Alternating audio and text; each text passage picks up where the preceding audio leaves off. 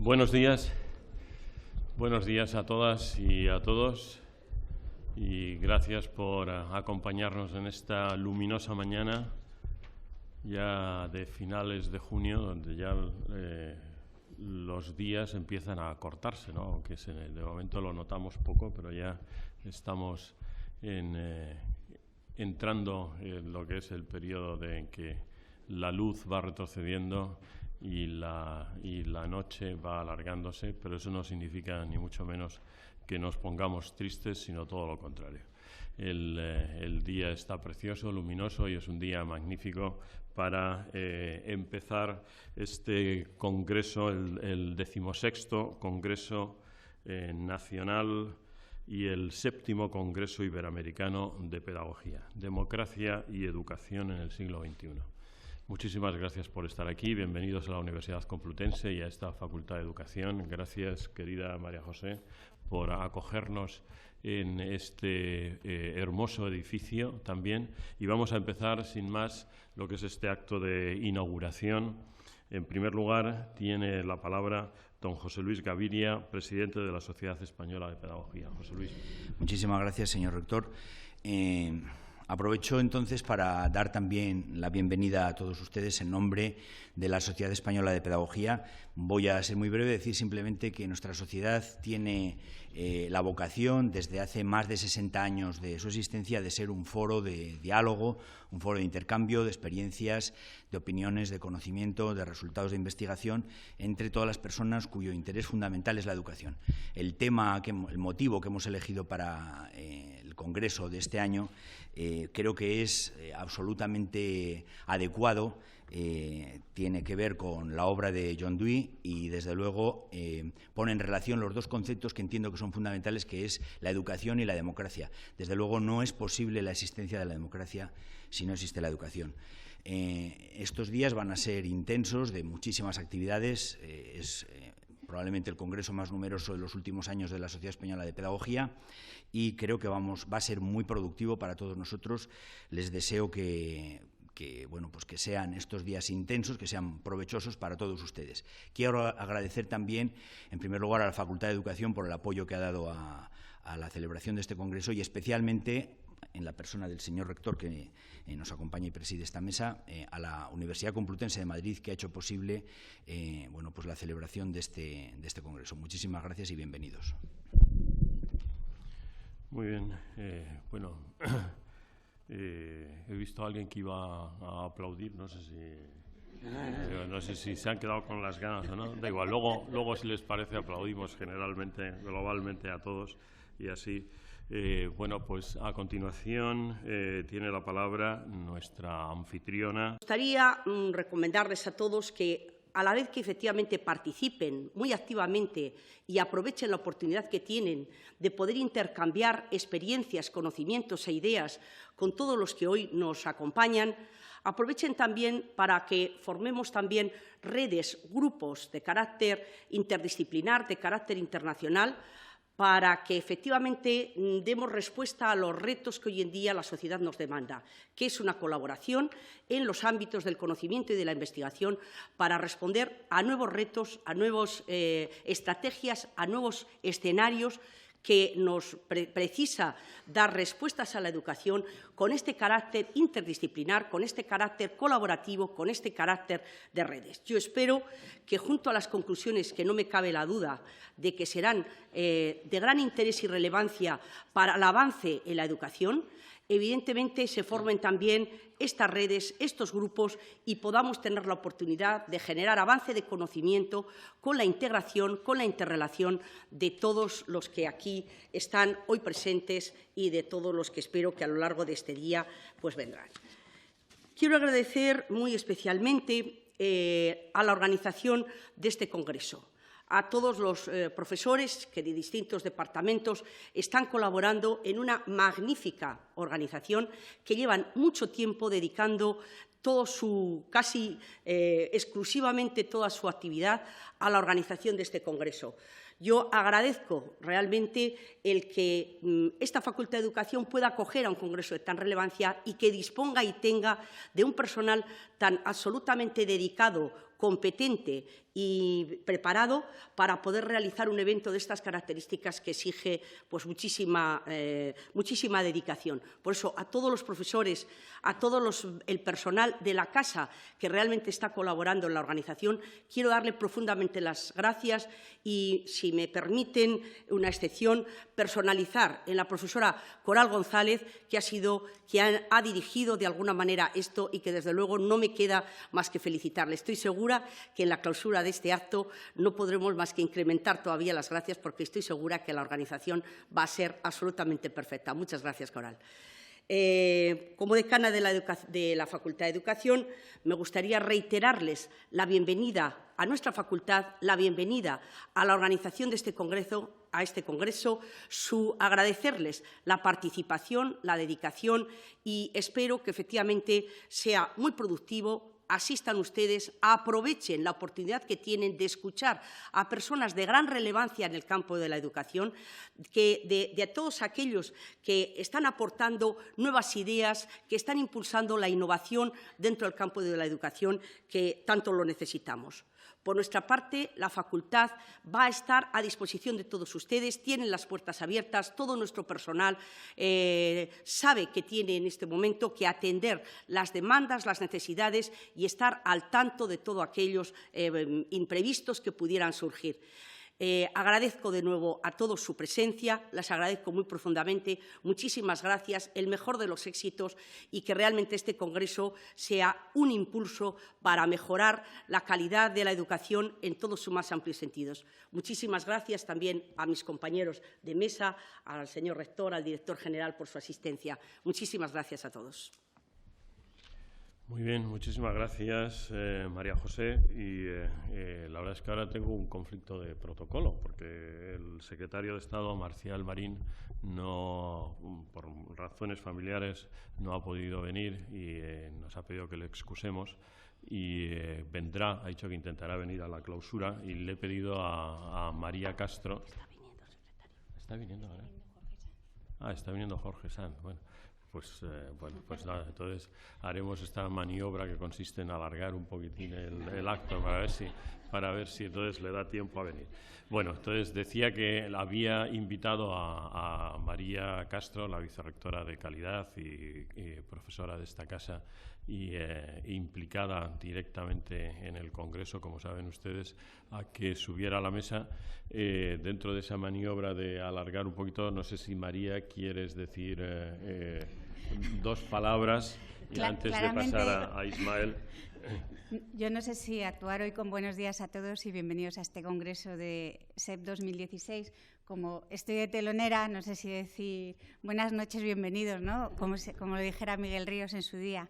Bueno, en cualquier caso, bienvenidos a este Congreso. Creo que, como ha señalado la decana, tiene dos características muy importantes. Es un esfuerzo grande de organización, es un esfuerzo grande de asistencia, y luego creo que efectivamente el acierto del programa está en la gran variabilidad académica y profesional que se puede detectar a lo largo de todo el programa. Esto es debido a un esfuerzo conjunto de la Sociedad Española de Pedagogía, con otro conjunto muy amplio de redes en el ámbito de la educación, que hace que ese esfuerzo conjunto, en el fondo, por adaptarnos a esa circunstancia cambiante que es la educación, pues nos permita tener esa perspectiva amplia que vamos a poder disfrutar en este congreso. Espero que estos días pues, nos permitan a todos trabajar en profundidad y, sobre todo, intercambiar algunas ideas, y por mi parte nada más. Muchas gracias. Muy bien, muchísimas gracias, María. A continuación toma la palabra Ismael Sanz, director general de Innovación, Becas y Ayudas a la Educación de la Comunidad de Madrid. Muchas gracias. Muchas gracias, en primer lugar, al señor rector, excelentísimo Carlos Andradas, por la invitación para estar hoy aquí.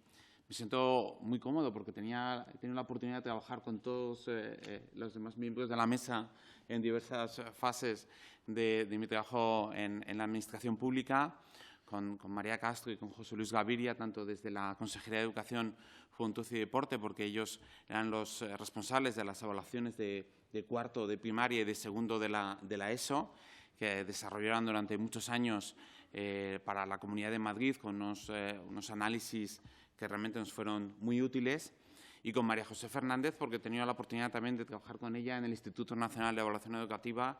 Fue la responsable de uno de los estudios del informe TALIS de la OCDE, el cuestionario que se realiza a profesores de secundaria, una muestra representativa tanto de profesores españoles como de otros 22 países de la OCDE.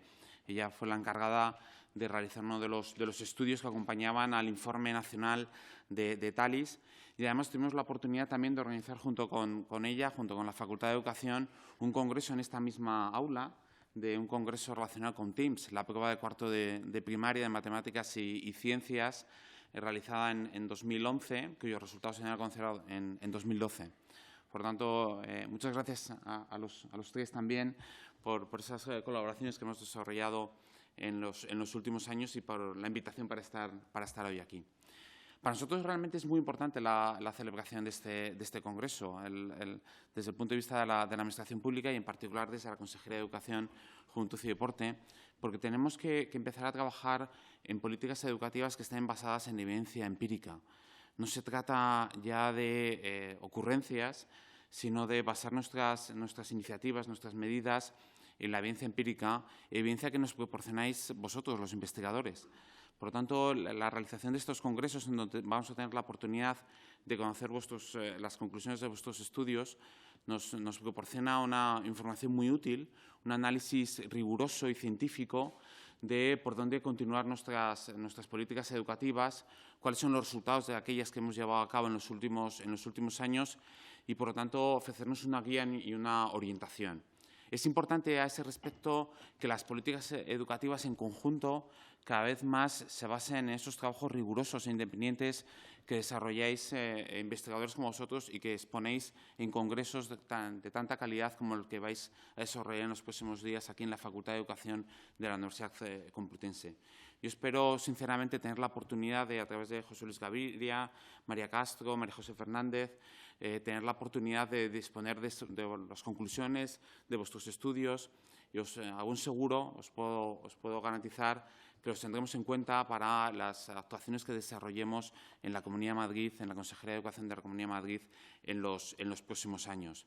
Decía José García Montalvo, en una cita que utilicé ya ayer también en el acto del 75 aniversario de la revista de Educación, decía José García Montalvo, catedrático de la Pompeu Fabra, que nos tenemos que tomar la educación también como la sanidad. Yo lo decía en el sentido de ese proceso que es riguroso para llevar a cabo cualquier tipo de actuación educativa. Tiene que tener un proceso previo de análisis como el que tienen los medicamentos. Él comentaba en todos los países, en Estados Unidos, en la Unión Europea, en todos los Estados miembros de la Unión Europea, existe una agencia del medicamento por el cual, pues cada vez que se aprueba un nuevo medicamento, que pues realmente hay una fase clínica, hay una fase en la que se comprueba si los efectos son los que se persiguen, si hay efectos secundarios, y realmente muchísimos medicamentos finalmente no son aprobados. Es un proceso muy riguroso en el que cualquier duda al final lleva a la conclusión de no introducir ese tipo de medicamentos, ¿no? Y utilizaba ese comentario también la idea de introducir, de incorporar esos procesos también a la educación. Sería importante que antes de llevar a cabo cualquier tipo de medida educativa, antes de introducir una nueva metodología docente, un nuevo método pedagógico, que hubiera un análisis previo riguroso para comprobar, a través de pruebas piloto, para comprobar que realmente esa nueva medida educativa tiene los efectos que perseguimos, que no tiene efectos secundarios que pudiéramos desconocer, y estar seguros de su impacto positivo en los alumnos, en el aprendizaje de los alumnos, antes de escalarlo al resto de la población, ¿no? Por tanto, es importante ese análisis a través de grupos de tratamiento, grupos de control, observaciones previas a la puesta en marcha del programa, posteriores, comprobar la variación en el grupo de tratamiento y contrastarla con el grupo de control y estar seguros de los efectos de esas medidas. Y ese es el trabajo que hacéis vosotros. Y por eso vengo sobre todo en gran medida para daros las gracias, porque es esa investigación que desarrolláis profesores como vosotros la que nos permite después poder tener una orientación de cuáles pueden ser los efectos, los impactos de las medidas que llevemos a cabo, de las nuevas introducciones, de las nuevas incorporaciones de medidas pedagógicas, de metodologías docentes en la educación. Y en ese sentido, también es importante que las administraciones públicas se pongan al servicio de los investigadores. Nosotros lo estamos intentando hacer en alguna medida. Lo que estamos trabajando es ver la posibilidad de desarrollar proyectos conjuntos para analizar medidas que se han desarrollado en la Consejería de Educación, Juventud y Deporte de la Comunidad de Madrid, como el programa bilingüe, por ejemplo, los bachilleratos de excelencia. Estamos trabajando en ese sentido para hacer análisis rigurosos que nos permitan saber cuáles son los impactos de estas actuaciones que se han llevado en los últimos años. Y en ese sentido hemos puesto a disposición de los grupos de investigación, de todo, de forma absolutamente transparente y libre, bases de microdatos para que puedan ser explotados por los investigadores. La primera que hemos puesto a disposición es la de PISA for Schools. Sabéis que en 2009 la Comunidad de Madrid, junto con otras muchas comunidades, participaron en la prueba de PISA. En diciembre de 2013, la Comunidad de Madrid también participó, junto con otras comunidades autónomas, en PISA for Schools, una evaluación también de matemáticas, lectura y ciencias muy similar a la de PISA, lo único que la muestra es más grande por centro, por eso permite tener unas estimaciones de la calidad de cada centro educativo con un margen de error mucho más pequeño. Y hemos hemos liberado las bases de datos para que todos los investigadores que tengáis interés podáis contrastar la evolución de estos centros, podéis comparar los mismos centros en 2009 y en 2013, poder ver la variación, poder llevar a cabo metodologías como la de diferencias en diferencias, que nos permite contrastar si, por ejemplo, el programa bilingüe tiene efectos secundarios sobre el aprendizaje en matemáticas, ciencias o lectura, si el bachillerato de excelencia está funcionando, sus impactos sobre la dispersión, en fin, y cualquier otra cuestión que vosotros consideréis oportuna. En esa línea también liberaremos las bases de datos de las evaluaciones de tercero y sexto de primaria que se han desarrollado durante el mes de mayo, evidentemente anonimizados los centros y los alumnos, como puede ser de otra forma, pero las liberaremos para que también se puedan desarrollar los análisis que estiméis oportunos. Y en el mes de noviembre liberaremos la base de datos de TIMSS. Sabéis que la última semana de noviembre se publican los resultados de la prueba de cuarto de primaria de matemáticas y ciencias, en la que participan 50 países del mundo y en la que por primera vez España va a tener muestra ampliada para algunas de sus comunidades autónomas, Madrid entre ellas. 6 comunidades autónomas pedimos muestra ampliada en TIMSS en cuarto de primaria. Por tanto, tendremos esos resultados a finales de noviembre y liberaremos también las bases de datos para que se puedan realizar los estudios que los investigadores estiméis oportunos. Y la primera semana de diciembre, en concreto el 6 de diciembre, el martes 6 de diciembre, también se publicarán los resultados de PISA, en donde todas las comunidades autónomas españolas, la primera vez, tienen muestra ampliada. Hasta ahora eran 14, como bien sabéis. En 2015 pidieron muestra ampliada a todas las comunidades autónomas, por lo tanto tendremos una base bastante rica, con información muy completa, que también permitirá realizar ese tipo de análisis.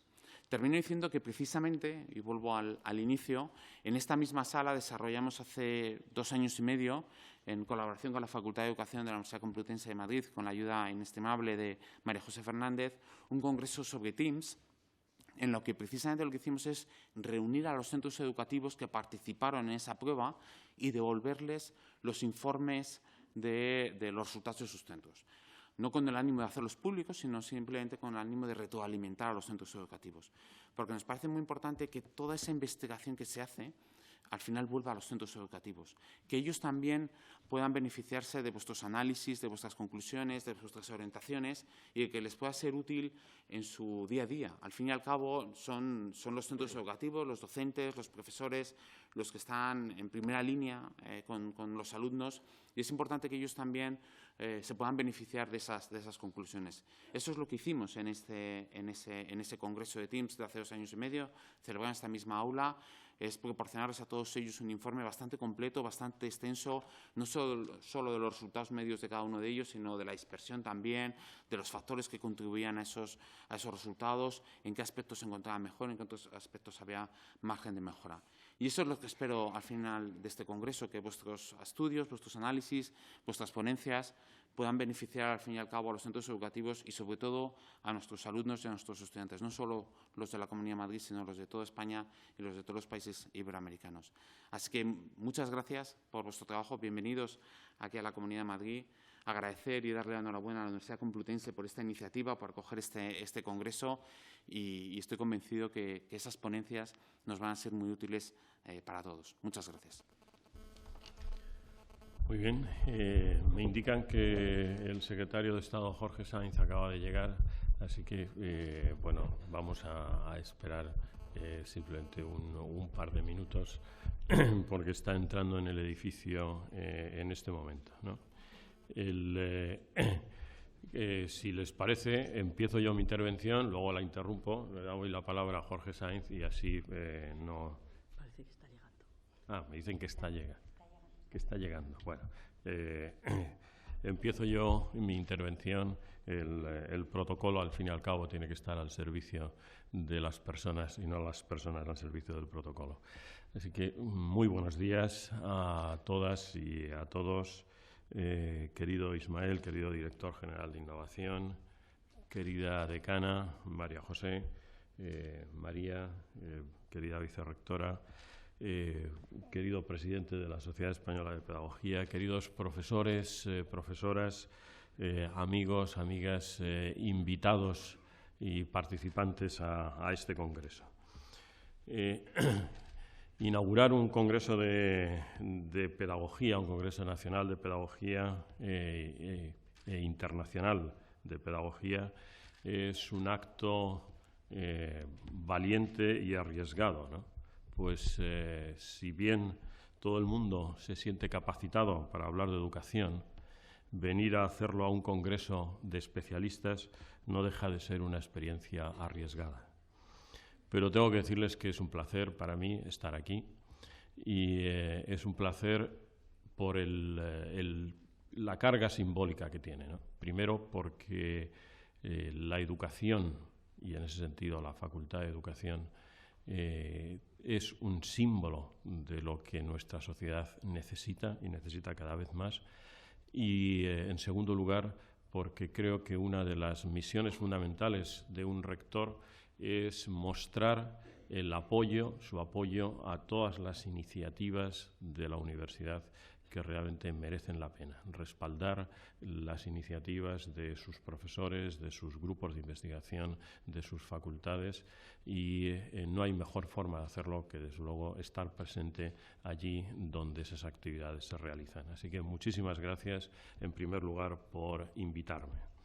Estaba mirando el cartel del Congreso y la verdad es que estaba diciendo, ¿cómo han averiguado con el logo, digo, esta gente, cómo iba a quedar la distribución de escaños y las elecciones? Si seguro que el cartel estaba hecho ya antes, ¿no? Porque realmente que parece, ¿no?, la distribución de los escaños en nuestras recientes elecciones, ¿no? Luego ya me han explicado que no, que lo que representaba era otra cosa, pero la verdad es que es un logo tremendamente sugerente. Muchísimas gracias, Jorge, por el esfuerzo de estar aquí. Estaba haciendo un comentario sobre el logo del Congreso y creo que puede ser un momento magnífico para que pare y te dé la palabra y luego retomo yo mi intervención. ¿Te parece, Jorge? Encantado. Pues tiene la palabra el secretario de Estado de Universidades, don Jorge Sainz. Por favor, Jorge. Bueno, en primer lugar, pedir disculpas por llegar tarde. Esto pasa cuando estás en la época de los cursos de verano, que uno hace curso de verano a curso de verano, y acabo de llegar de Santander. Mil disculpas por este retraso. En primer lugar, bueno, querido rector, querida Pepa, querido Ismael, profesor Gaviria, y a ti no te tengo apuntada. Soy la profesora María Castro. Hola María. Queridos todos, personas que habéis venido a Madrid en verano, que eso tiene un mérito. Venir a Madrid en julio tiene bastante mérito, como ya habréis podido comprobar por el calor que hace. Quería dar los buenos días a todos los asistentes a este Congreso Nacional e Iberoamericano de Pedagogía, con el congreso con el que colaboramos colaboramos en el Ministerio a través del CENIE. Y bueno, hoy nos convoca la Sociedad Española de Pedagogía que es un ámbito multidisciplinar para el intercambio de ideas y experiencias, para la reflexión compartida en todas las especialidades que se produce en la investigación, el pensamiento pedagógico y la acción educativa. Desde 1955, y es decir, ya de hace algún tiempo, se organiza este Congreso Nacional de Pedagogía, y desde el año 2000 se organiza de forma simultánea el Congreso Iberoamericano. Desde su fundación, en 1949, la Sociedad Española de Pedagogía ha jugado un papel relevante en la adopción en el ámbito del saber acerca de la educación, de la metodología y de la investigación en el ámbito pedagógico. Y lo ha hecho con un espíritu de ágora pública, con la participación de educadores y pedagogos de todas las procedencias geográficas y culturales a través de sus congresos. Si esta interacción es importante en sí misma, lo es aún más en un mundo cada vez más interconectado y más independiente. Este ámbito público al que nos invitan hasta el próximo jueves será, de nuevo, un lugar de intercambio de conocimientos, experiencias e investigaciones que permitirán construir un nuevo conocimiento para seguir promoviendo el desarrollo del pensamiento pedagógico.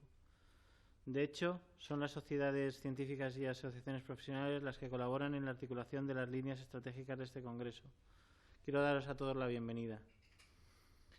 Este año la Sociedad Española de Pedagogía nos convoca con un referente claro, John Dewey, 100 años después, bajo el título Democracia y Educación en el siglo XXI. En este momento del siglo XXI, la democracia que se ve reflejada en el logo, como señalaba el rector, que parece el Parlamento español, está íntimamente ligada a la sociedad española y europea a través de los valores de libertad, igualdad, respeto a la ley, derechos humanos y dignidad.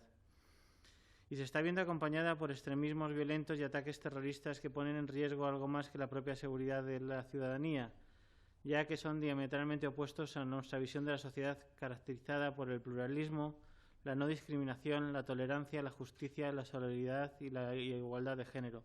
Valores que en el ámbito de la universidad están plasmados en todos los momentos y que debemos seguir afianzando. Esta es la importancia del momento que vivimos, que los ministros de Educación de la Unión Europea aprobaron en marzo de 2015 la Declaración de País sobre la promoción de la ciudadanía y los valores comunes de libertad, tolerancia y no discriminación a través de la educación. Con ella pretendían dar un paso más en nuestra orgullosa historia de sobreponernos a la adversidad, asumiendo de nuevo el reto de proteger y fortalecer el espíritu europeo de la libertad, un espíritu que valora tanto el pensamiento crítico como el respeto a los demás, en consonancia con los valores de la Unión. El reto mayor que tenemos que afrontar es la salvaguarda de nuestras sociedades plurales, lo que requiere acciones concretas a nivel europeo, nacional, regional y local. Los responsables nacionales y europeos de educación nos comprometimos entonces a asegurar que los valores humanistas y cívicos compartidos pasen a las futuras generaciones y a promover la libertad de pensamiento y expresión, la inclusión social y el respeto a los otros, así como a prevenir y afrontar la discriminación en todas sus formas. Como todos, compartimos que la educación es más que instrucción, pero incluso es más que desarrollar habilidades, competencias y actitudes con el fin de adquirir valores fundamentales. En cercana cooperación con padres y familias tenemos que ayudar a las nuevas generaciones a ser miembros activos, responsables y abiertos de la sociedad en la que viven.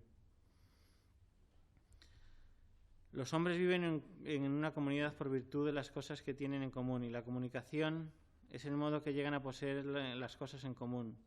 Lo que han de poseer en común con el fin de la comunidad de la sociedad son objetivos, creencias, aspiraciones, una inteligencia común, una semejanza mental, como dicen los sociólogos. Esto lo señaló Dewey y para que la escuela pueda fomentar el espíritu social de los niños y desarrollar su espíritu democrático, tienen que organizarse en una comunidad cooperativa. La educación para la democracia requiere que la escuela se convierta en una institución que sea, provisionalmente, un lugar de vida para el niño, en la que éste sea un miembro de la sociedad, que tenga conciencia de permanencia y contribuya. Parafraseando a Gandhi, el planeamiento John Dewey sería: la educación no es el camino para la democracia, la educación en la democracia es el camino. Cuando cada uno de nuestros niños llega a la escuela ya es intensamente activo, por lo que el contenido de la educación consiste en tomar a su cargo esta actividad y orientarla en la dirección que marcan los nuevos tiempos y los nuevos retos.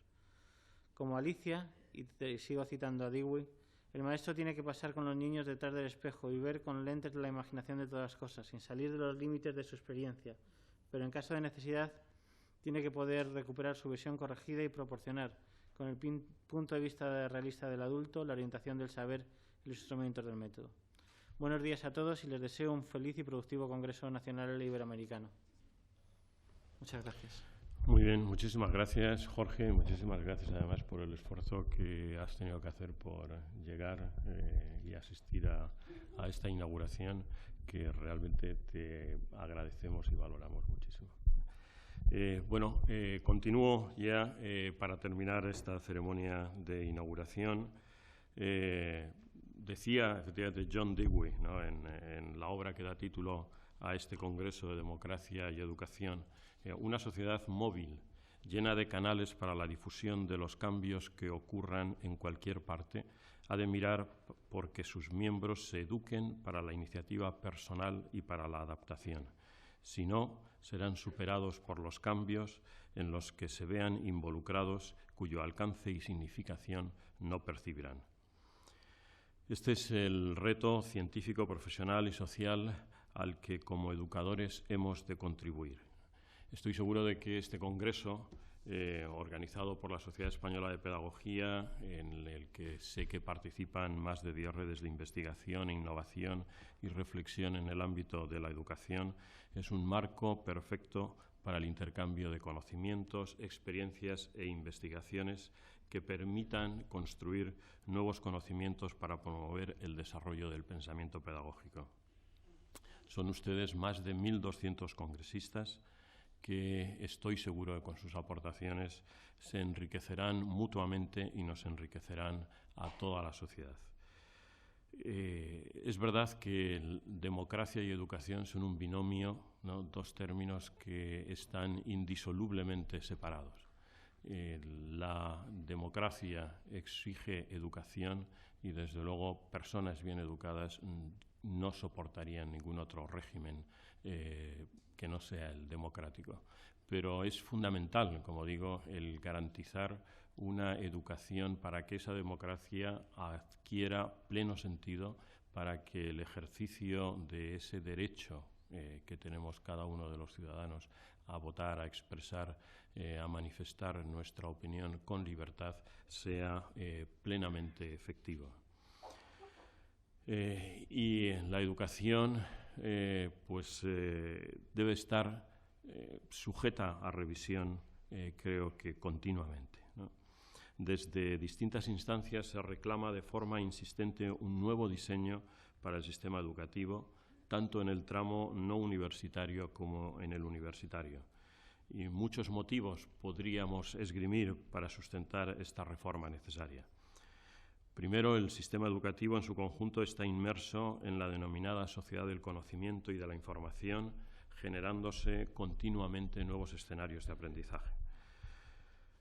Por otro lado, la educación y el aprendizaje se canalizan cada vez más por vías no formales, apoyándose en el desarrollo y generalización de las herramientas de la era digital. De este modo, la oferta educativa acusa la tensión de la desinstitucionalización entre los saberes y competencias que ofrecemos y la intencionalidad declarada de las acciones educativas. Y porque este marco conocido cambia, ya ha cambiado, y cabe preguntarse y reflexionar sobre si los retos que hemos de asumir como educadores siguen siendo los mismos en este contexto cambiante. Bueno, estas son algunas de las preguntas y algunas de las cuestiones que sin duda abordarán en este congreso. Serán 3 días de trabajo intenso, estoy seguro que fructífero, interesante.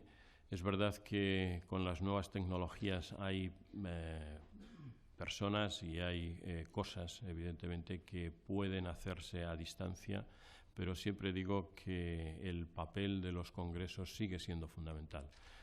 El intercambio cara a cara, presencial, esa especie de contagio, de ósmosis que se produce de conocimiento es absolutamente fundamental para, primero, la creación de una conciencia de que estamos todos embarcados en un proyecto común, y creo que esto es muy importante, y segundo, para el enriquecimiento personal y de las ideas. Espero que, aparte de las jornadas y las sesiones del Congreso, que sé que son muy intensas, encuentren también unos minutos para disfrutar de Madrid, del entorno de la ciudad universitaria, de la oferta cultural que Madrid tiene y de ese derroche de luz que les mencionaba al principio. Quiero felicitar y agradecer a todas las personas que han hecho posible que hoy estemos aquí. Lo que, como digo siempre, lo que vemos es la punta del iceberg, lo que sobresale sobre el nivel del agua, pero esto flota y se hace porque hay toda otra parte sumergida que ha estado trabajando durante muchas semanas para que hoy podamos estar todos aquí. Mi agradecimiento a todos ellos. Mi agradecimiento a la Sociedad Española de Pedagogía, mis ánimos. Yo he sido durante muchos años presidente de la Real Sociedad Española de Matemáticas y soy un convencido del papel fundamental que las sociedades científicas tienen en la articulación precisamente de los saberes, del conocimiento y de las actividades de ciencia. Así que muchísimas gracias, ánimo con vuestra empresa y queda inaugurado este 16º Congreso Nacional y 7º Congreso Iberoamericano de Pedagogía. Muchísimas gracias y buenos días.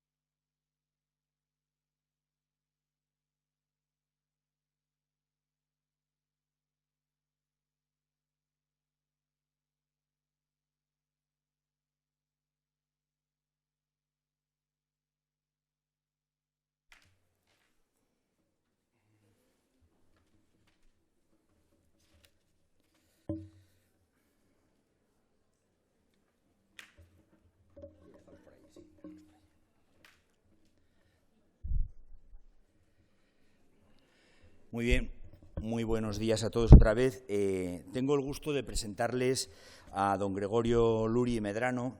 Realmente no es necesario que diga yo muchas cosas al respecto, porque ustedes lo conocen.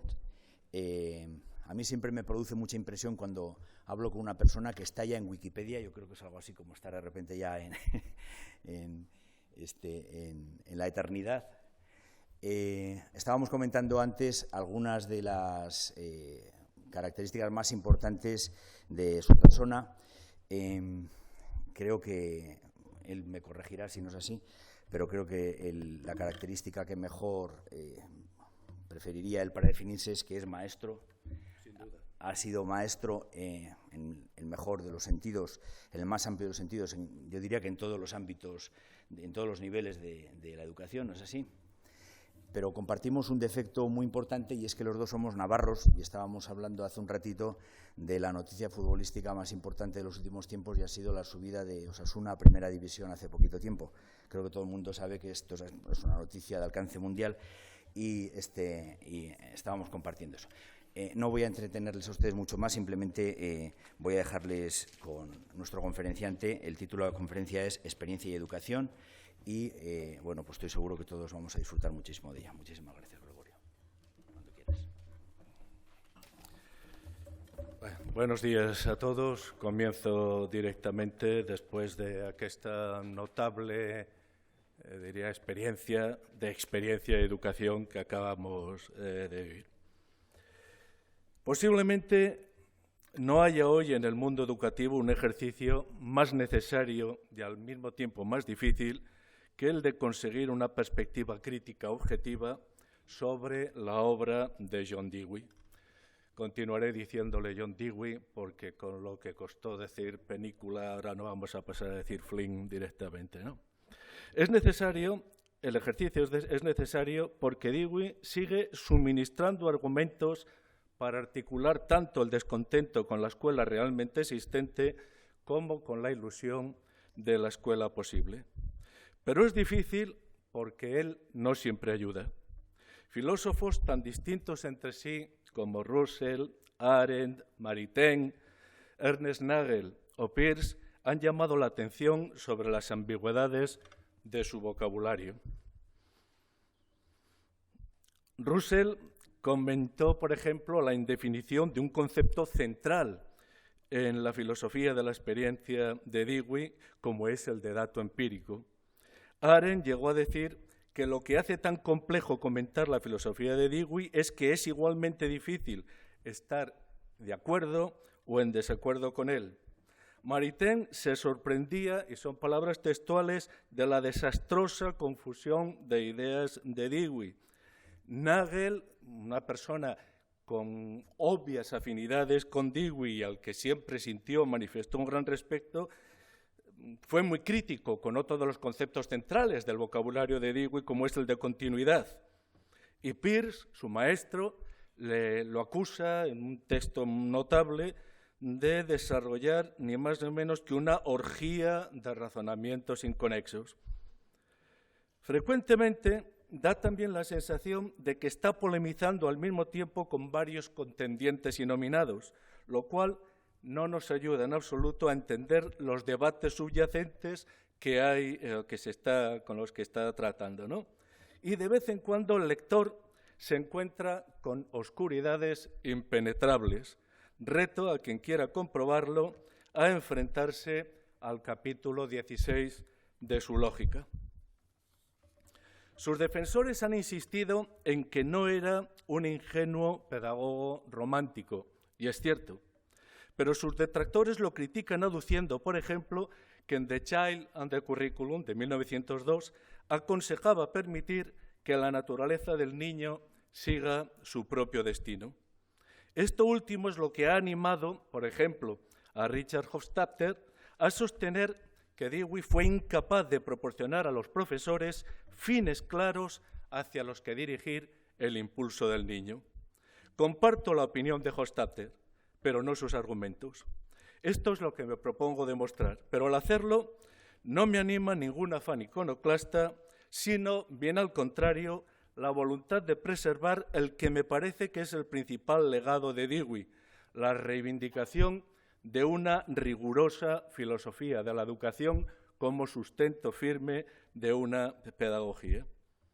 Me ha parecido que la manera más directa de alcanzar mi propósito es el análisis que será inevitablemente sucinto por razones obvias, de 3 obras que Dewey escribió entre 1938 y 1939.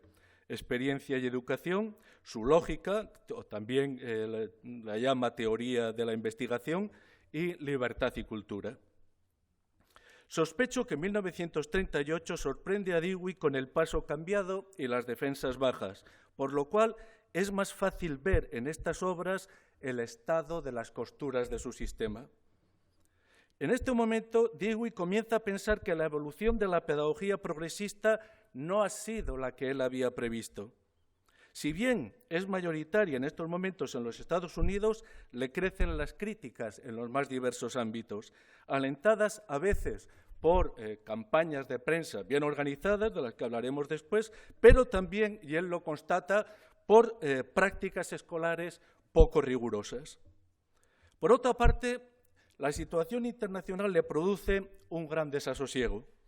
En la URSS, donde lo recibieron con los brazos abiertos en 1928, lo consideran ahora un pedagogo imperialista y lo critican, como hace Hofstadter, por no establecer objetivos educativos concretos.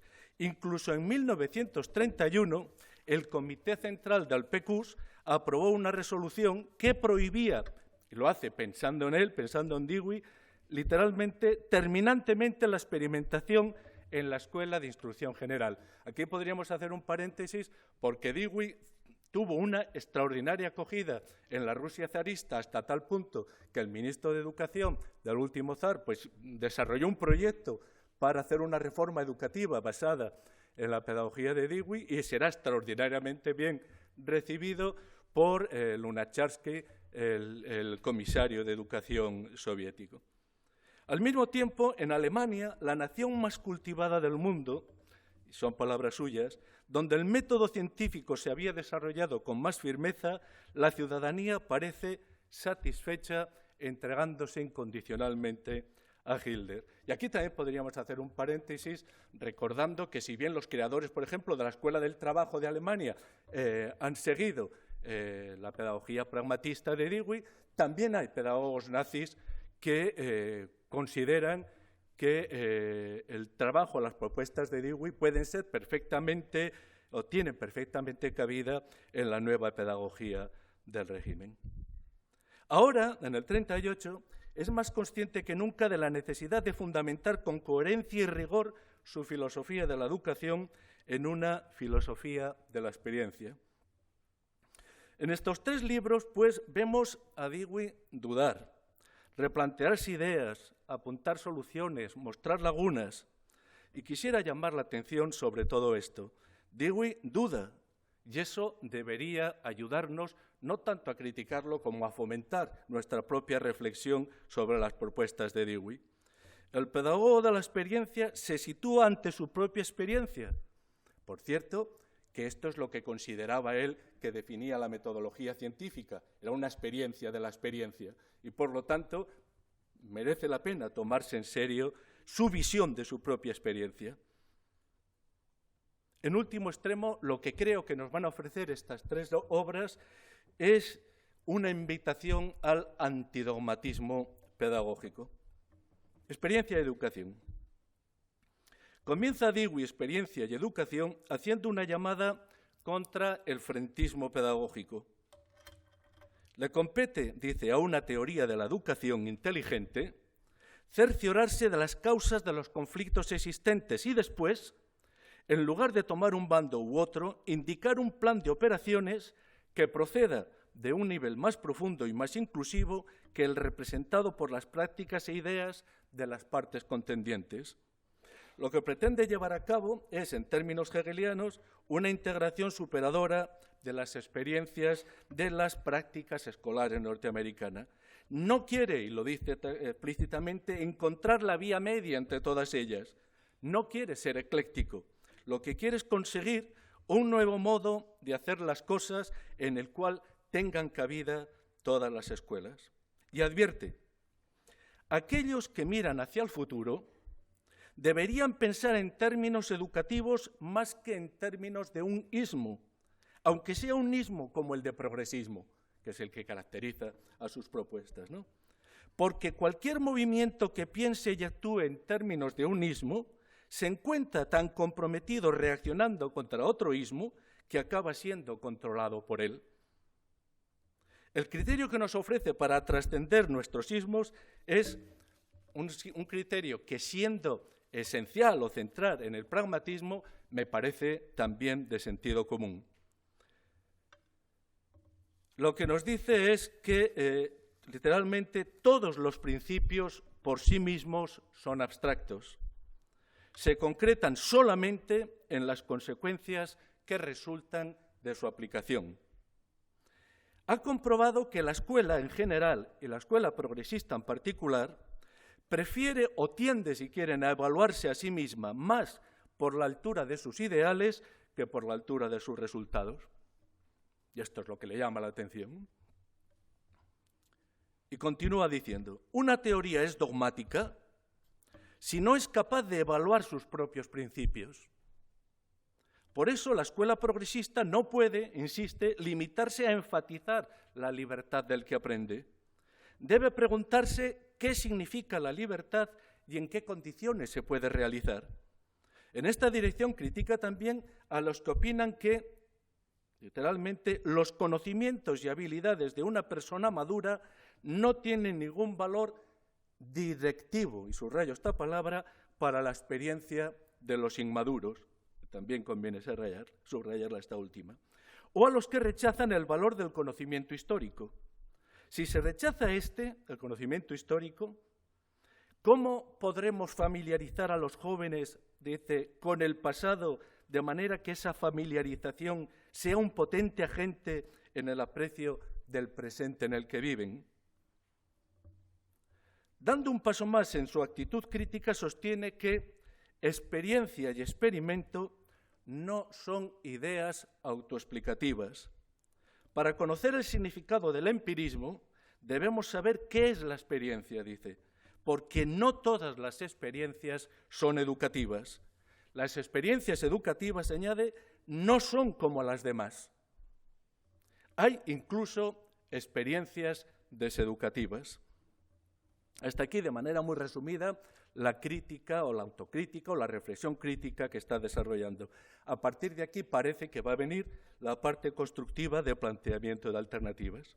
El lector, de hecho, espera que Dewey concrete al máximo su posición, pero se encuentra con generalidades que no sé si llamar spencerianas o darwinianas. Una experiencia, dice, es deseducativa cuando tiene el efecto de detener o distorsionar el crecimiento de la siguiente experiencia. Pero si consiguiésemos rechazar las experiencias deseducativas, nos surgiría inmediatamente esta pregunta. ¿Todas las experiencias que contribuyen al crecimiento de la experiencia son necesariamente educativas? Parece evidente que no. Poseemos una gran cantidad de ejemplos de organizaciones capaces de aprender de su experiencia y organizar sus experiencias críticamente que tienen poco valor educativo, si quieren, que son poco respetables. Pero Dewey, creo, no nos aceptaría que impusiéramos desde el exterior un atractor a la experiencia. La escuela no tiene para él fines externos al desarrollo de su propia experiencia crítica. Si a veces parece hablar de fines externos, lo hace convencido de que la experiencia escolar, al afirmarse a sí misma, se proyecta más allá de la escuela.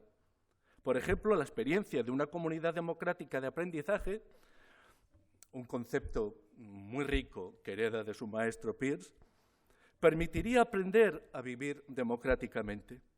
La trascendencia de la escuela sería la coherencia discursiva de su inmanencia.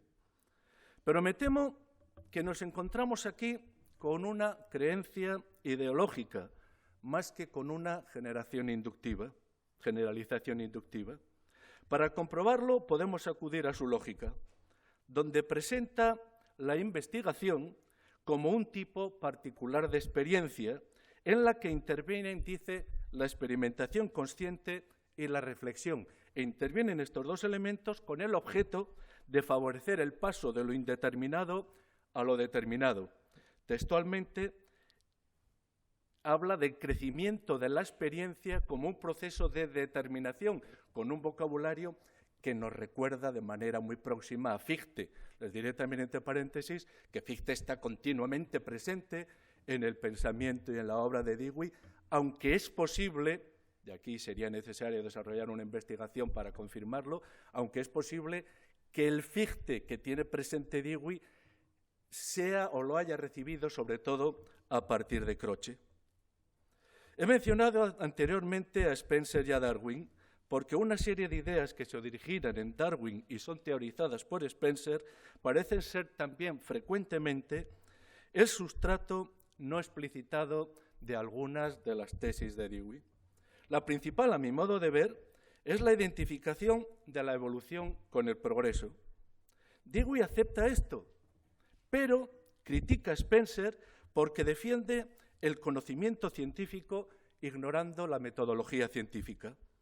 Si lo interpreto bien, si interpreto bien a Dewey, el método científico sería para él el término medio entre movimiento y progreso. Adelanto ya que, a mi modo de ver, la pedagogía de Dewey se sostiene en una determinada concepción de la metodología científica. Y más aún, que el conjunto de su proyecto de elaborar una filosofía de la experiencia se sostiene o se hunde si su concepción de la metodología científica se sostiene o se hunde. Si Dewey critica la clase tradicional, no es porque, o la escuela tradicional, no es porque ésta no ofrezca experiencias, ¿cómo se pueden no ofrecer experiencias de un tipo o de otro, ¿no? Sino porque ofrece, dice él, malas experiencias, que serían más experiencias de movimiento que de progreso. Si planteo, dice, esta cuestión, no es por el deseo de condenar íntegramente a la vieja educación, sino porque lo que importa no es la intensidad de la experiencia, sino su cualidad.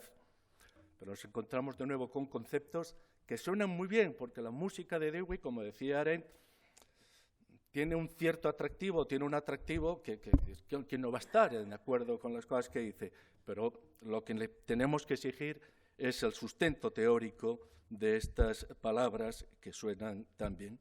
El problema, entonces, existe Dewey, es seleccionar el tipo de experiencias que vivirán de manera fructífera y creativa en las siguientes experiencias. Digamos que una experiencia que no tiene continuidad en otra experiencia y que no ayuda en el proceso de determinación de la siguiente experiencia no tendría un valor educativo. Pero Dewey, más que plantear una solución, parece, y subrayo parece, estar planteando un problema, puesto que reconoce a continuación que la educación progresiva necesita, y si lo necesita es porque aún no lo tiene, la educación progresiva necesita, dice, una filosofía de la educación basada en una filosofía de la experiencia. Insisto, educación progresiva necesita una filosofía de una pedagogía, una filosofía de la educación, y esta filosofía ha de estar a su vez basada en una filosofía de la experiencia. Necesita, dice, una coherente teoría de la experiencia. Si no consigue desarrollar esta teoría, si no lo consiguiera desarrollar esta teoría, reconoce que estaría dando a lo que él llama a los reaccionarios, literalmente, una victoria fácil. También creo que merece la pena tomar estas palabras en serio. Si no consigue desarrollar una filosofía de la experiencia, está dando a los reaccionarios una victoria fácil. Ahora bien, para evitar esta victoria, ¿no debería demostrar que no hay nada en esa filosofía de la experiencia que propugna que no esté basado en la experiencia? No dudo en absoluto de la confianza de Dewey en la experiencia, pero la confianza es una categoría científica pobre. Lo que debemos pedirle son argumentos, porque, insisto, su pedagogía de la experiencia se sostiene o se hunde según se sostenga o se hunda su filosofía de la experiencia. La filosofía de la experiencia de Dewey tiene su principal referente, y me parece esto esencial. Por otra parte, él insiste mucho en esta cuestión a lo largo de sus obras, aunque después no haya sido, a mi parecer, suficientemente subrayado. La filosofía de la experiencia de Dewey tiene su principal referente en la metodología científica. Dice lo siguiente: el hecho de que las ciencias empíricas ofrecen ahora el mejor tipo de organización intelectual que puede encontrarse en cualquier campo, muestra, es decir, ese hecho, si hay una metodología ya científica creada y consistente en las ciencias empíricas, muestran que no hay razón por la que nosotros, que nos consideramos empiristas, podamos ser una presa fácil en cuestiones de orden y organización. Pero continuamente está insistiendo que toda su teoría está pivotando sobre la metodología científica. Dewey recalca, sin embargo, que los intentos prácticos de desarrollar escuelas basadas en la idea de que la educación se funda en la experiencia vital están obligados a mostrar inconsistencias y confusiones, al menos que estén guiados por alguna concepción de qué es la experiencia y qué diferencia la experiencia educativa de una experiencia no educativa o deseducativa. Recordemos que anteriormente ha defendido el papel directivo de la persona educada. Insiste también en que para reorganizar la experiencia es imprescindible el fortalecimiento de un principio interno de autoridad en el niño. Lo repite varias veces. Si somos partidarios de ir eliminando la autoridad externa, no es para que dejemos al niño sin autoridad, sino para que esa autoridad externa vaya dando lugar al crecimiento y al fortalecimiento de una autoridad interna, ¿no? Mal podría asumir la responsabilidad de una organización de su propia experiencia una persona dispersa o inmadura. Por eso concluye que la única libertad que es de importancia permanente es la libertad de la inteligencia, es decir, la libertad de observación y juicio ejercida en nombre de fines que intrínsecamente merecen la pena. Suena de nuevo bien. La libertad de movimiento o de acción solo es importante, insiste de nuevo, en tanto que medio para alcanzar la libertad de juicio y la libertad de conducir deliberadamente los fines escogidos hacia su ejecución. Esta libertad exige algún tipo de control de los impulsos y deseos.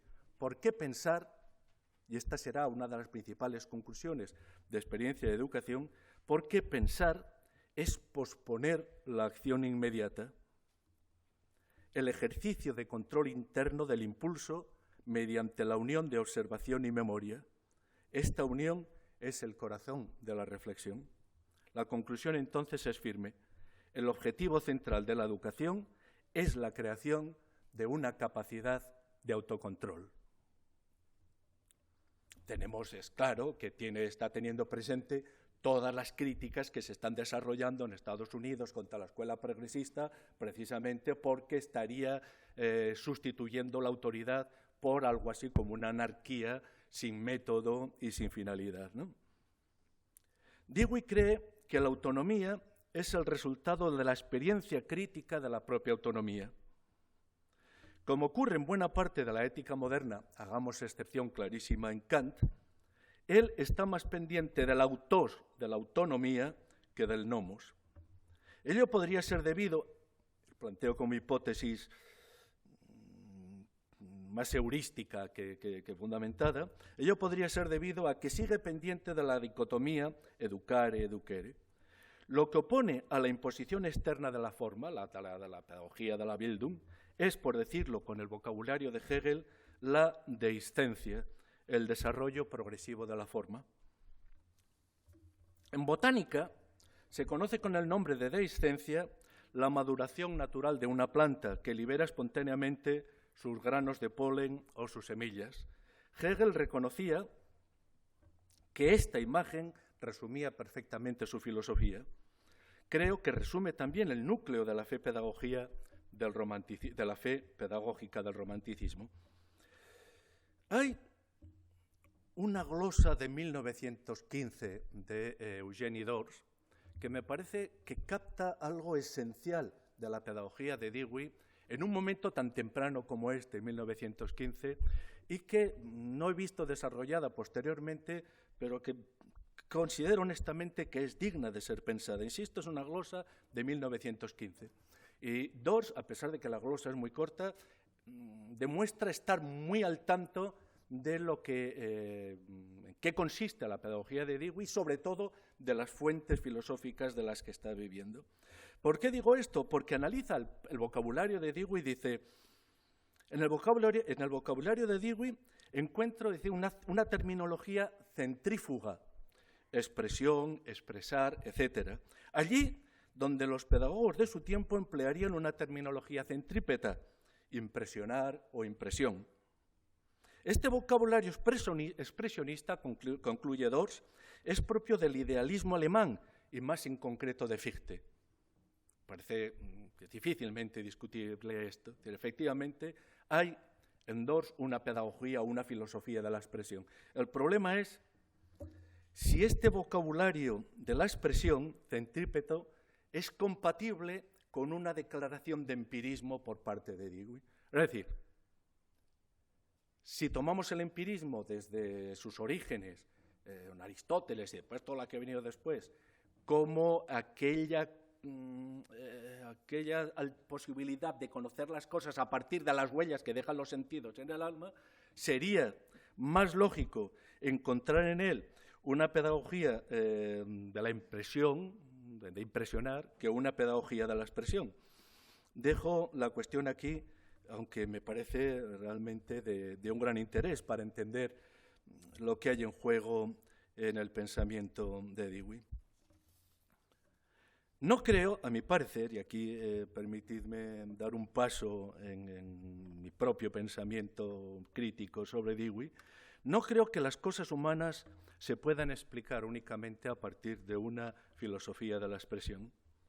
Podría ser incluso que la naturaleza de las cosas humanas no pueda comprenderse científicamente si nos negamos a aceptar que el hombre necesita algún tipo de orientación sobre lo bello, lo bueno y lo justo que no está inscrita en su naturaleza nativa, o incluso que lo que hace del hombre un animal político no sea aquello que más venera.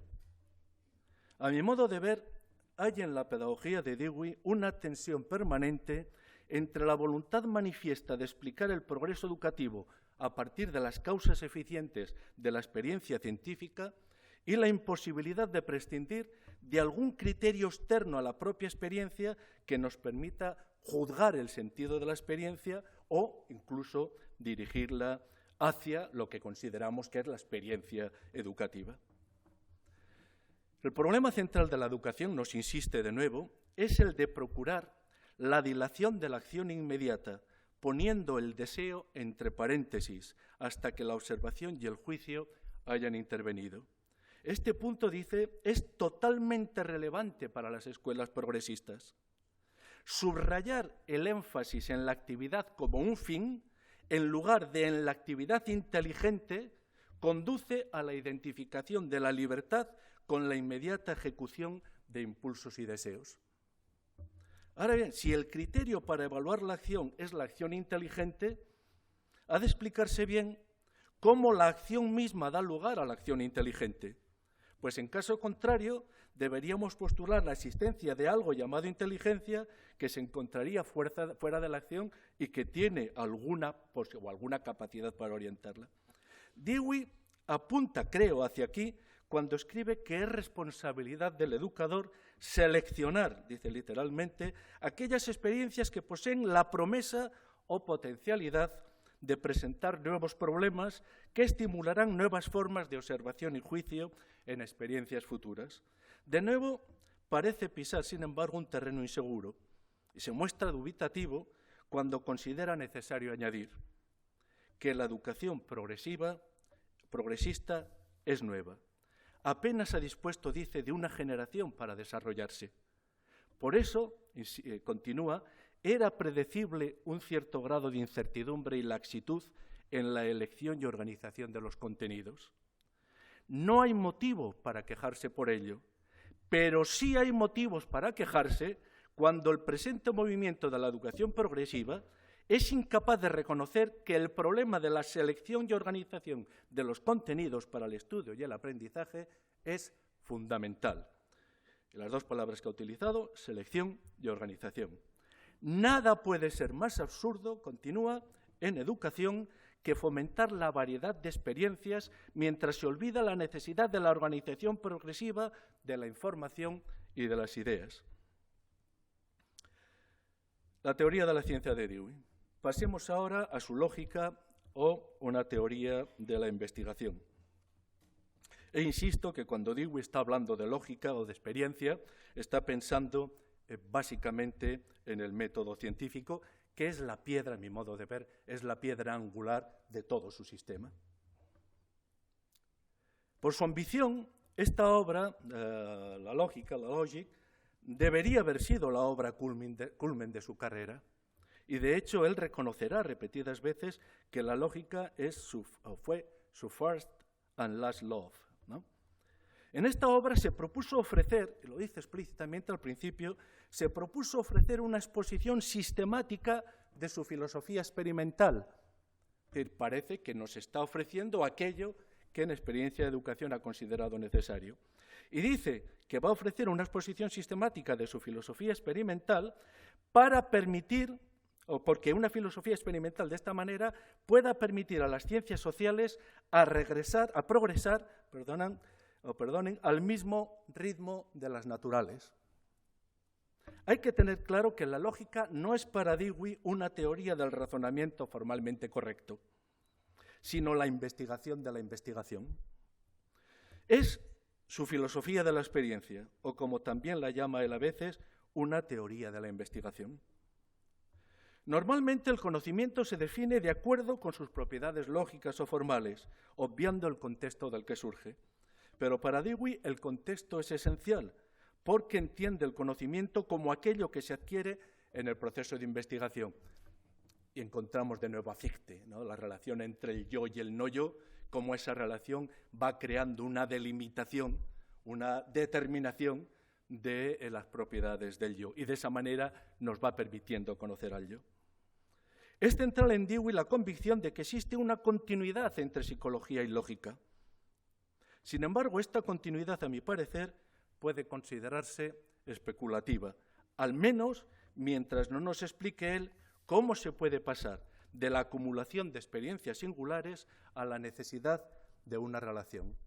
Nagel, reconocido teórico de la ciencia y, como decía antes, una persona proclive a admirar, yo creo que con argumentos suficientes, a Dewey, señala en concreto el ejemplo del ponendo pones, el silogismo de la afirmación del antecedente. Y dice, para Dewey el ponendo pones no es un razonamiento formalmente verdadero, sino un hábito o una generalización de la experiencia que los hombres hemos adquirido para transitar de las premisas a la conclusión. Pero el origen experiencial de un principio, podemos decir, ¿es suficiente para garantizar su validez? ¿O esta ha de ser establecida independientemente de la psicología? Dicho de otro modo, si la articulación rigurosa del conocimiento está sujeta a restricciones impuestas por la lógica o la inteligencia, ¿de dónde obtienen estas restricciones su autoridad? ¿La génesis es el criterio único de validación de los razonamientos? Para Dewey, la investigación es la transformación programada de una situación indeterminada en otra que está tan determinada en sus distinciones y relaciones constituyentes que es capaz de convertir los elementos de la situación original en un todo unificado. De nuevo, Fichte. Nos ha insistido en esto mismo en experiencia y educación. En este sentido, la verdad sería la opinión que se impone tras la investigación. Comparte la tesis de su maestro Peirce respecto a que la verdad no es la concordancia de una proposición con la realidad, sino la concordancia de una proposición con el límite ideal al que tendería una investigación inacabable. La verdad, podríamos decir, es una asíntota. Planteadas así las cosas, podemos preguntarnos si la lógica de Dewey, en tanto que teoría de la investigación, ha contribuido de manera significativa al programa de construcción de una teoría de la experiencia. No creo honestamente que se pueda dar una respuesta afirmativa sin reticencias. Dewey parece no dudar de que la investigación da lugar a razonamientos lógicos capaces de controlar la misma investigación, pero esta no es una creencia compartida por la mayoría de los lógicos. Bertrand Russell es muy crítico en este punto. Una manera, yo creo que especialmente interesante de acceder al pensamiento de Dewey es recoger las polémicas que mantiene a lo largo de su vida con figuras relevantes de intelectuales o filósofos internacionales. Sin duda, la polémica que mantiene con Bertrand Russell es la que más nos ayuda a entender lo que hay en juego en su concepción de la metodología científica. Desde luego, Russell no tiene piedad de él y llega a decir cosas de este tipo. En el sentido en que yo uso el término, apenas hay lógica en el libro de Dewey. O el sujeto que yo llamo lógica es uno que aparentemente no parece ser para el profesor de Dewey realmente importante. Y aquí nos encontramos de nuevo en ese uso específico de la terminología por parte de Dewey que nos lleva, si queremos entenderlo, a pensar a fondo qué es lo que quiere decir con cada uno de sus términos, porque con frecuencia denotan algo que no es exactamente lo que nos quieren decir. Russell observa también con acierto que como la inferencia es para Dewey la única fuente del conocimiento, no es consciente, eso le impide ser consciente de la relevancia de la teoría.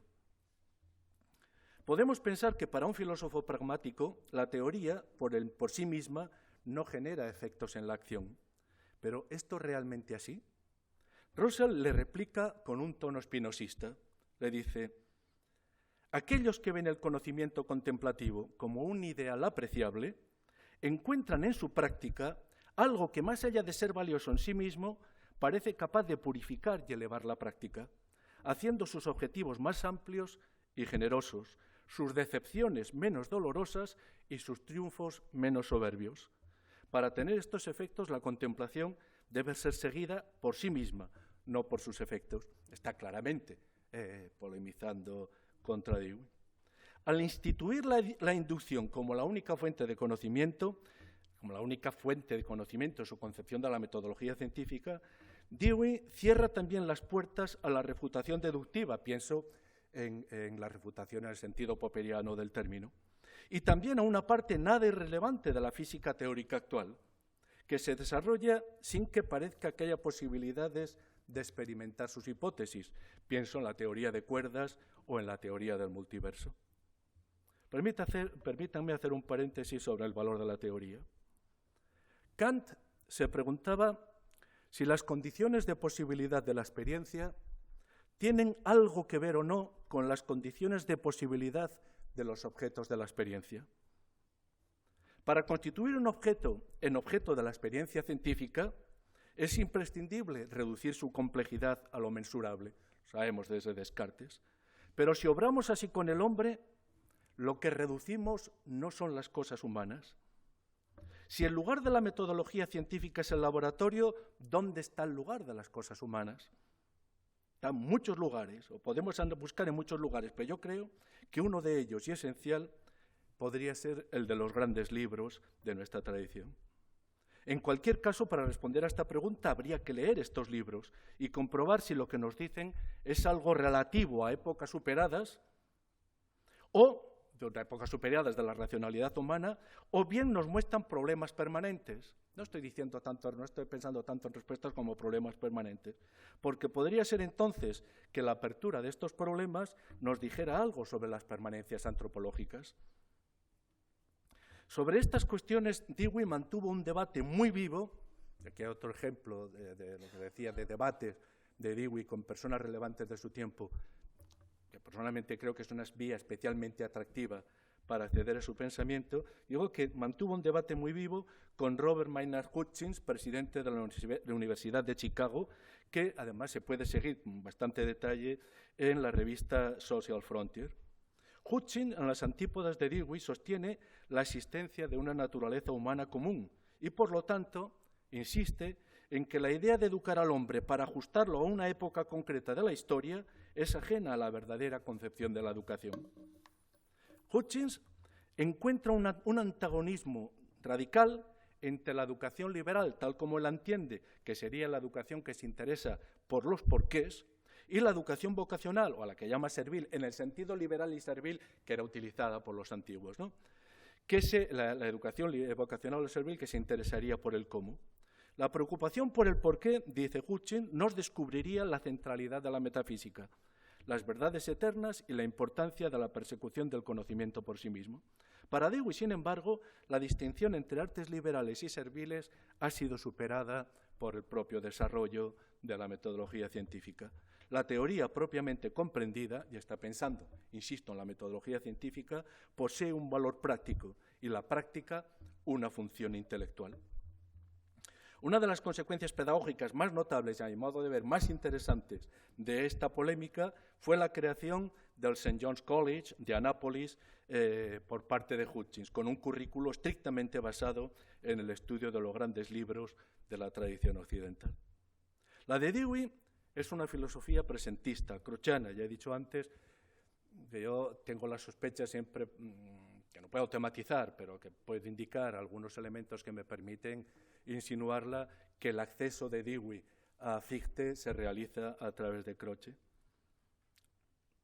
La de Dewey es una filosofía presentista, crociana, que entiende el presente como el momento absoluto de la historia, en el sentido que el presente es el tribunal que nos permite juzgar críticamente todo lo que nos ha conducido hasta aquí. Hutchins pensaba que en los grandes libros se pueden encontrar preguntas pertinentes para nuestra autocomprensión que, sin embargo, el presente habría relegado. Insisto en que no se puede dar la razón a uno u a otro sin detenerse a leer esos grandes libros. Pasemos al último libro, Libertad y Cultura, que es de un año posterior del 39. 39, piensen en la situación internacional y piensen también que ha estado participando en México en el tribunal, que recibirá su nombre, el Tribunal Dewey, que se ha propuesto analizar si hay motivos o no hay motivos para sustentar las acusaciones de Stalin contra Trotsky.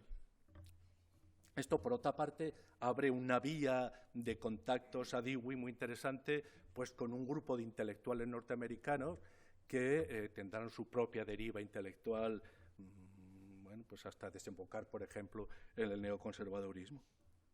En la tercera obra, Freedom and Culture, Libertad y Cultura, la educación y la lógica se encuentran con la política. Quizás por ello sea esta probablemente la obra de Dewey con un tono más escéptico. Comienza reconociendo que el estado de cosas en los países totalitarios lo empuja a revisar sus opiniones sobre el poder de la propaganda. Y, lo que para mí, en mi modo de ver, es más notable, sobre el poder del arte en la conformación de la opinión pública. Ha descubierto que las ideas no tienen repercusión social hasta que no poseen un contenido imaginativo y un atractivo emocional. Si se quiere relacionar las ideas y el conocimiento con los factores irracionales del hombre, se necesita el recurso del arte. La vida democrática, concluye, es la unión de la opinión y del sentimiento público. Y no hay aquí, me pregunto yo, alguna información relevante sobre la heterogeneidad noética de las cosas humanas. Es decir, la Constitución o el objeto de conocimiento de las cosas humanas no se nos presenta, si esto es cierto, de manera distinta a cómo aparece la Constitución del objeto de conocimiento de las ciencias empíricas. Podríamos decir que para las primeras el método científico era el puente de unión entre la experiencia y la acción. Pero parece ser que en las cosas humanas o en las cosas políticas el puente entre la experiencia y la acción es el arte, o al menos es lo que esboza él en esta obra. El arte y la propaganda. Hemos comenzado a comprender, dice, que las emociones y la imaginación son más potentes en la formación del sentimiento y la opinión del público que la información y la razón. Varias veces comenta sorprendido el enorme poder de la propaganda política y añade estas palabras tan llamativas, que conviene además decirlas despacio y pensarlas despacio. Son de Dewey. La ineficacia de la educación en general está ilustrada en la misma Alemania. Sus escuelas eran tan eficientes que el país poseía los niveles más bajos de analfabetismo del mundo. el profesorado y las investigaciones científicas de sus universidades eran bien conocidos en todo el mundo civilizado. Y, sin embargo, el resultado político pues, es que ha convertido a Alemania en una amenaza notable para el mundo.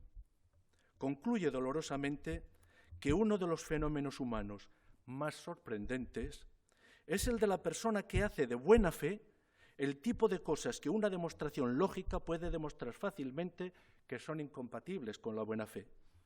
Efectivamente, cosas así son frecuentes en el mundo de la vida. Pero reconocer esto no supone al menos introducir una nota de pie de página crítica en su lógica. Esta obra está repleta de sorpresas.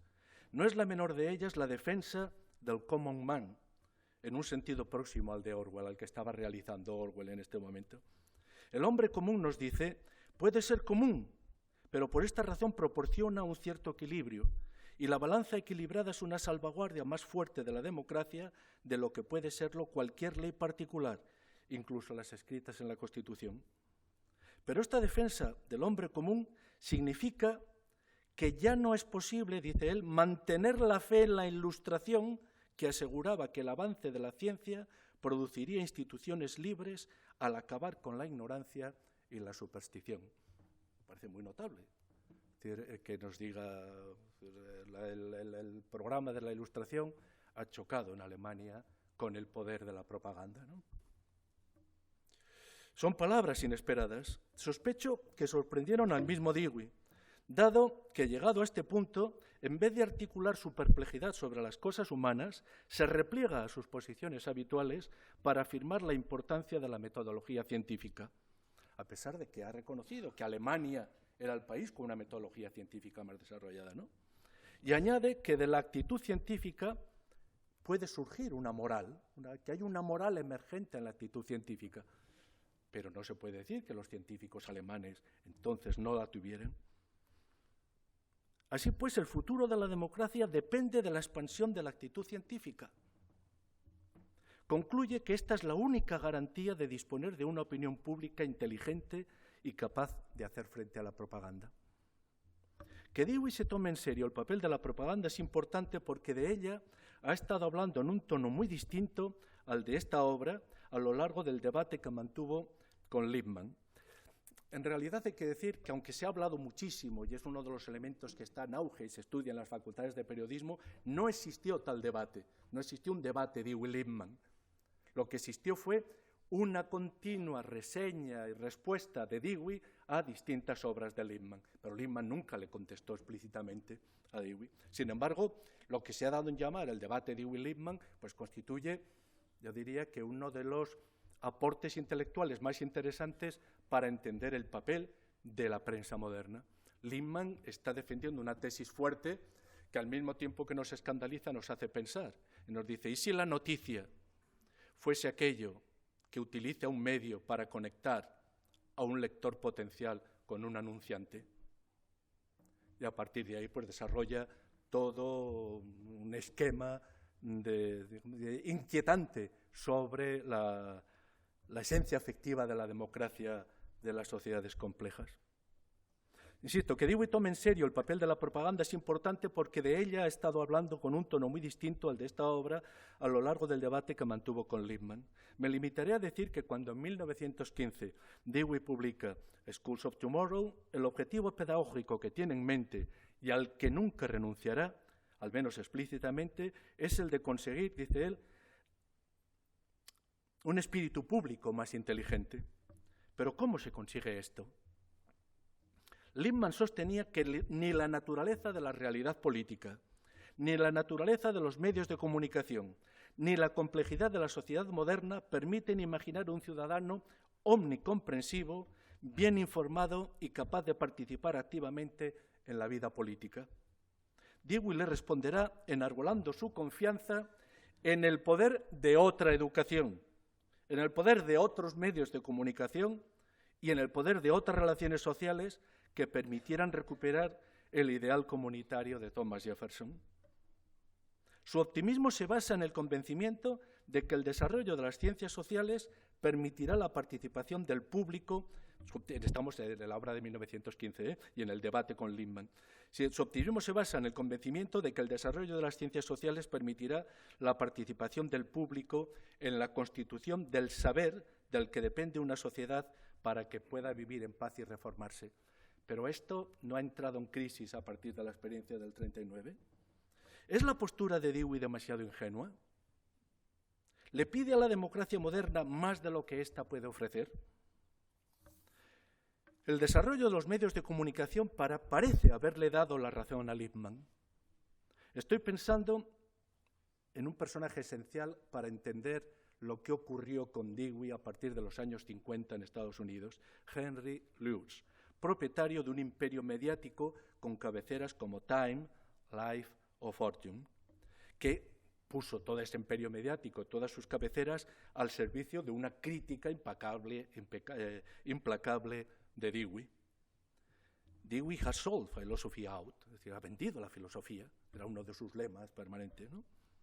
Los directores de sus medios hicieron a Dewey directamente responsable de todas y cada una de las disfunciones del sistema educativo norteamericano, que, a mi modo de ver, acabaron posibilitando, quizás lo que voy a decir es excesivamente simplista, pero creo que se me va a entender, lo que acaban es, después de la hegemonía de la escuela progresista norteamericana de los años finales 20, 30, 40, lo que acaba es provocando el triunfo a partir de los 50 de Thorndike sobre Dewey. Otra cosa es después que ha ocurrido evolutivamente con ese triunfo. Y ese triunfo se produce especialmente tras la conmoción que recorre los Estados Unidos con el Sputnik. Pero un día los norteamericanos se levantan con la noticia de que los soviéticos han puesto un satélite en la Luna. Y el problema es si una sociedad distinta como la sociedad soviética es capaz de desarrollar la metodología científica de manera más eficiente que los propios Estados Unidos. Para Dewey es una cuestión mayor y extraordinaria.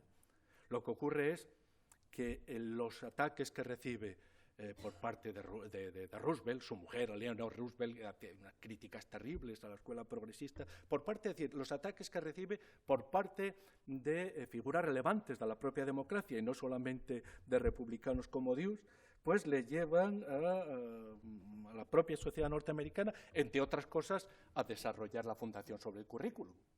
El currículum, como experiencia didáctica pedagógica, nace precisamente de este triunfo de Thorndike sobre Dewey. Dewey no es una anécdota en la carrera de Dewey ni un mero argumento ad hominem.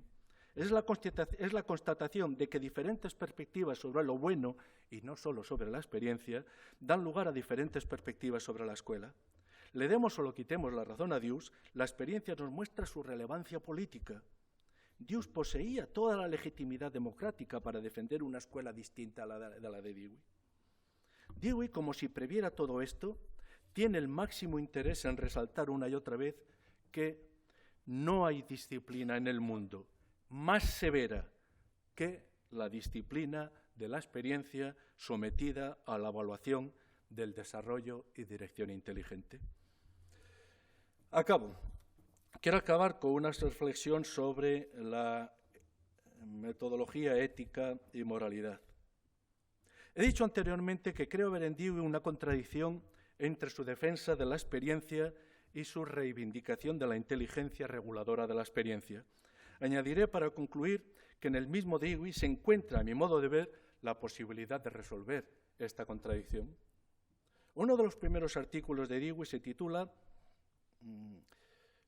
además es un artículo de 1902, y podemos ver cómo ya está presente esa idea que es permanente a lo largo de toda su obra. Les he dicho anteriormente que, a mi modo de ver, el método científico es la piedra angular de su sistema. Pues bien, en 1902 escribe un artículo que ya se titula Condiciones lógicas de una moralidad científica. 1902. Lo curioso es que nos encontramos con él ya con su convicción de que una lógica más desarrollada podría ser un órgano para la solución de los problemas sociales. 7 años después, en 1909, publica su Ética, su Ethics, donde, siguiendo a Hegel, argumenta, y este argumento me parece extraordinariamente importante, para resolver, si se quiere, desde un punto de vista, desde la lógica y desde la propia lógica de Dewey, algunas de las contradicciones que a mí me parece ver en su sistema. 7 años después, en 1909, publica su Ética, donde, siguiendo a Hegel, argumenta que la elección moral no siempre está dictada por criterios utilitaristas. A veces, lo que está en juego, dice, es el kind of selfhood que uno desea asumir, el tipo de persona, el tipo de identidad, el tipo de yo que quiere asumir. Hay determinadas situaciones en las que estamos forzados a hacer nuestra elección moral en términos de nuestra preferencia por un tipo u otro de carácter. La pregunta pertinente en estas situaciones no es qué ley moral sigo, sino qué tipo de persona quiero ser y cómo consigo realizarla a partir de mis opciones, de mis elecciones. Pero si esto es así, y yo creo que lo es, no habría que admitir que lo que nos separa a los hombres no es solamente nuestra sensibilidad respecto a la metodología científica. No habría que admitir que sea el que sea el progreso de la metodología científica, las cosas humanas siguen manteniendo una relativa autonomía no ética y que no podemos obviar las causas finales si queremos comprender lo humano. En esta lección caracterial encuentro yo, teniendo más como referente más a Nietzsche, al Nietzsche de Más allá del bien y del mal, por ejemplo, que a Fichte, encuentro la posibilidad de superar la dicotomía educar-eduquer. En la elección de la norma a la que someto mi experiencia para construirme a mí mismo, y construirme de una determinada manera, limitarme o determinarme, diría Fichte, no importa si la norma en sí misma está bien fundamentada, lo que importa es el tipo de persona que me permite llegar a ser. Tampoco importa mucho si el soneto es una expresión arbitraria del lenguaje natural. Lo importante es el tipo de cosas que nos permite decir y el tipo de sensibilidad que nos permite educar. De las muchas críticas que recibió Dewey a lo largo de su vida, me quedo con la que posiblemente es la persona que más admiro, su maestro Charles Peirce, en una carta fechada el 9 de junio de 1904 y que no es seguro que la enviara alguna vez. Sabemos que la está escrita, conservamos su copia, lo que no es seguro que la recibiera o que se la enviara a Dewey.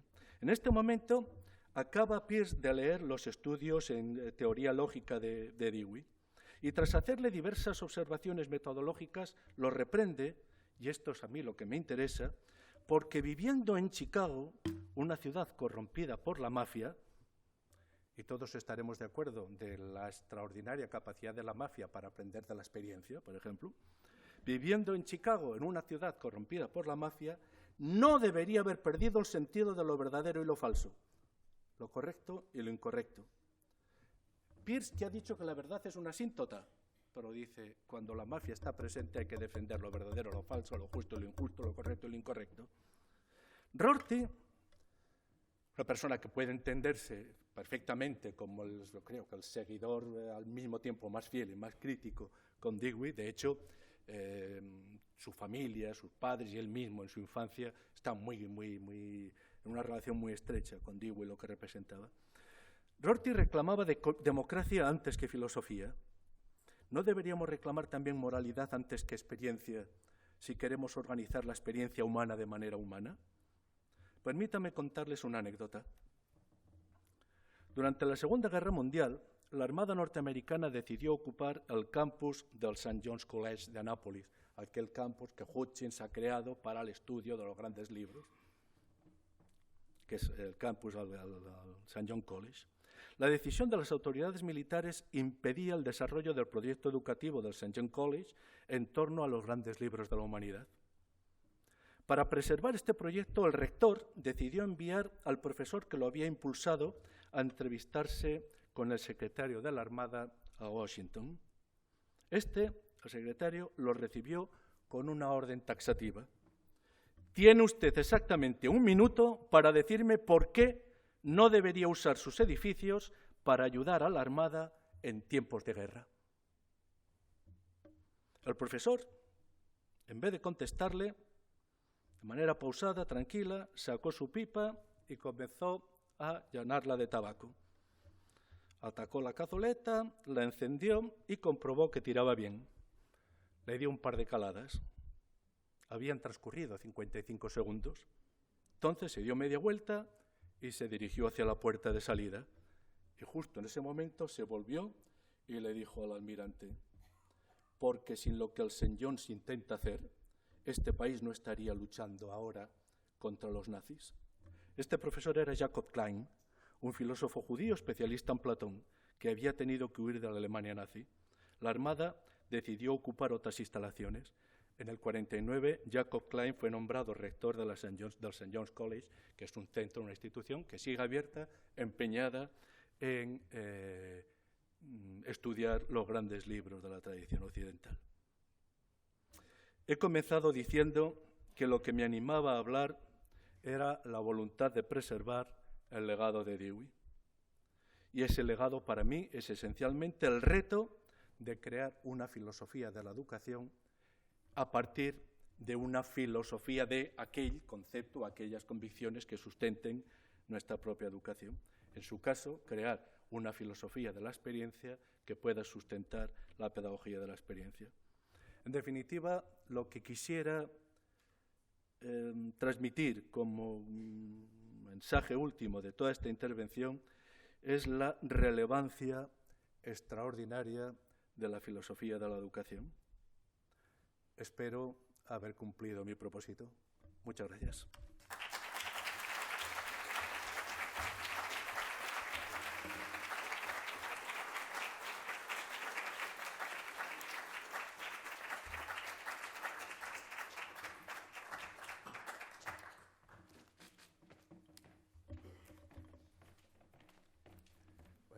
Muchísimas gracias, Gregorio. Bueno, ha sido realmente una magnífica conferencia, un inicio, yo diría, de oro para este congreso. Y el único problema es que nos ha puesto el listón realmente muy alto. Agradecemos muchísimo al profesor Luri por su conferencia y, bueno, aprovecho entonces ahora simplemente para indicar que tenemos un descanso de 30 minutos. A continuación de él se produce la inauguración de la exposición precisamente sobre la obra de John Dewey y que tendrá lugar en el Museo de Historia de la Educación y en la biblioteca. A las 12 será. Muchas gracias.